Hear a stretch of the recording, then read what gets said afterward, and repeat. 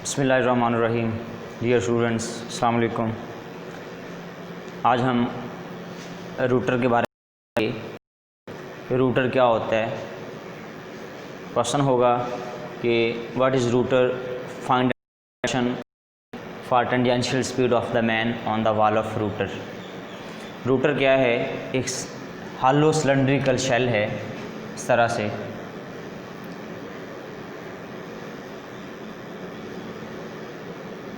जो अपने एक्सिस के गिर्द रोटेट करता है और आफ्टर या पर्टिकुलर स्पीड इसके साथ जो एक मैन अटैच्ड है वो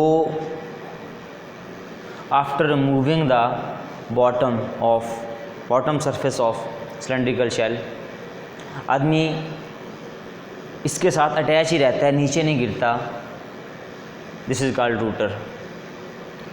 The hollow cylindrical shell, when rotated about its own axis, is called rotor. हमने डेथ वेल के बारे में पढ़ा होगा या सुना ज़रूर होगा, जिसे हम मौत का कुआं आम अल्फाज में बोलते हैं। उसमें क्या होता है? उसमें इस तरह से एक बाइकर या कार ड्राइवर उसमें एंटर होता है और इसकी वाल्स के साथ यूँ रोटेट करना शुरू कर देता है और एक ख़ास स्पीड के ऊपर वो इसकी वाल्स के साथ रोटेट करता रहता है और नीचे नहीं गिरता। यानी डेथ वेल में वाल्स एट रेस्ट होती हैं, जबकि जो बाइकर है वो मूव कर रहा होता है, या मैन जो है वो मूव कर रहा होता है। हमारे केस में रूटर में वाल्स जो हैं रूटर की वो रोटेट कर रही होती हैं अपने एक्सिस के अराउंड, जबकि जो आदमी है वो उसकी वाल्स के साथ अटैच होता है, एट रेस्ट होता है। तो यहाँ पे आप लिखेंगे वाल्स जो हैं वो मूविंग होती हैं और जो मैन है वो रेस्ट में होता है।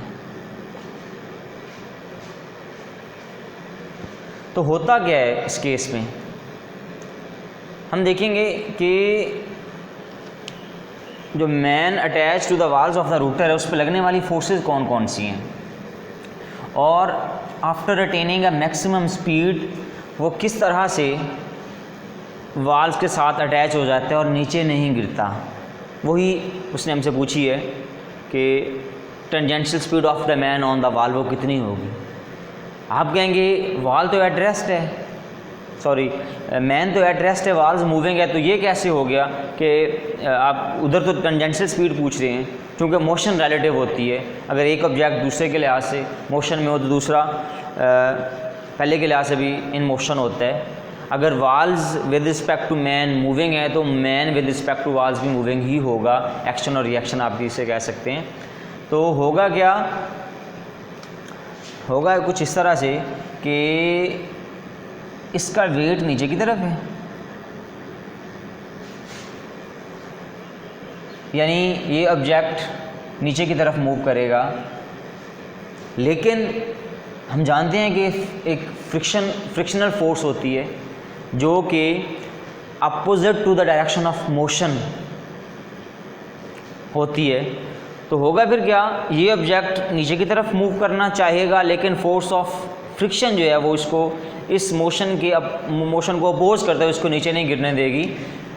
ये फोर्स ये कि फोर्स ऑफ फ्रिक्शन जो है वो उसके वेट को बैलेंस कर देगी। ये आपके पास इसको साथ ही एक्सप्रेशन निकाल लें, म्यू इंटू एन के इक्वल होती है।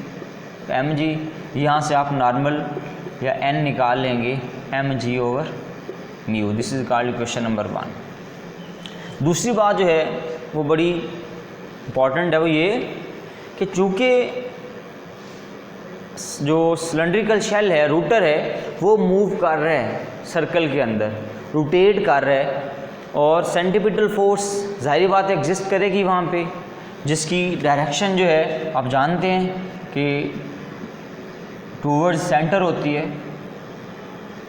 तो अब ये भी जानते हैं कि अगर सेंट्रीपिटल फोर्स किसी जगह मौजूद है, एक्शन अगर है, तो उसका रिएक्शन तो होना है। इसका मतलब ये होगा कि इसके बिल्कुल अपोजिट में एक सेंट्रीफ्यूगल फोर्स भी होगी जो कि mv²/r के इक्वल ही होती है अगर ये रेडियस ऑफ कर्वेचर r हो जिसके अंदर ये वॉल्स मूव कर रही हैं। और ये जो सेंट्रीपिटल फोर्स है इस डायरेक्शन में, ये नॉर्मल कंपोनेंट के इक्वल होनी है। नॉर्मल क्या है कि अगर मैं इस वॉल्स के साथ यूँ अटैच हो जाता हूँ तो मेरी सरफेस के बिल्कुल परपेंडिकुलर एक फोर्स लगनी है, उसको नॉर्मल बोला जाता है। तो अगर ये मैन इस वॉल्स के साथ अटैच है तो वॉल्स इसके ऊपर एक नॉर्मल फोर्स लगाएंगी अंदर की तरफ, यूँ इस तरह से, ठीक है। अगर आदमी यूँ है तो नॉर्मल फोर्स ऊपर की तरफ लग रही होती है, आदमी यूँ हो जाए तो वॉल्स उस पर नॉर्मल फोर्स ये लगाएंगी। आदमी इस जो सिलेंड्रिकल शेल की वॉल से बाहर क्यों नहीं जाता, बाहर की तरफ क्यों नहीं लगता, उसकी वजह यह है कि सेंट्रीफ्यूगल फोर्स को कैंसल आउट कर देता है नॉर्मल कंपोनेंट। नॉर्मल जो है वो नॉर्मल फोर्स जो वॉल्स अप्लाई कर रही हैं उस मैन के ऊपर, वो जो है वो इक्वल हो जाती है सेंट्रीफ्यूगल फोर्स के। तो हम इसको लिखूंगा मैं इस तरह से mv²/r। This is called question number 2।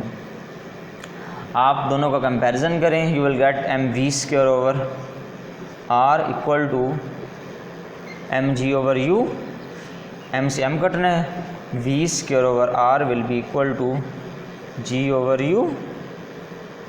हमने निकालना है v, तो यहाँ से आप निकाल लेंगे v² equal to g/u। v निकालने के लिए आप निकालेंगे g/u²।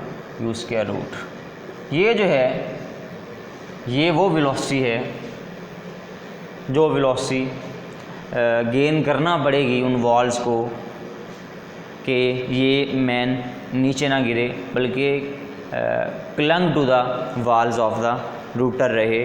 This is called tangential velocity, expression for tangential velocity. अब अगर एंगुलर वेलोसिटी का एक्सप्रेशन निकालना हो कि किस स्पीड के साथ, किस एंगुलर वेलोसिटी के साथ रूटर मूव करेगा तो आदमी जो है उसके साथ अटैच रहेगा, तो उसके लिए आप जानते हैं v = r ओमेगा होता है। Linear velocity and angular velocity are related as v = r omega. आप रेडियस स्मॉल r ले रहे हैं तो आप उसको आप r ओमेगा लिखेंगे, विल गेट g/u, और यहाँ से ये r इधर चला जाएगा, you will get omega is equal to r/g into, sorry r नीचे चला जाएगा, you will get g/r into u। This is your final expression for g/mu into r। ये एंगुलर वेलोसिटी होगी उस रूटर की जो वो गेन करेगा तो मैन वॉल्स के साथ अटैच रहेगा। ओके बच्चों, अस्सलाम वालेकुम, बाकी इंशाल्लाह कल। अल्लाह हाफिज़।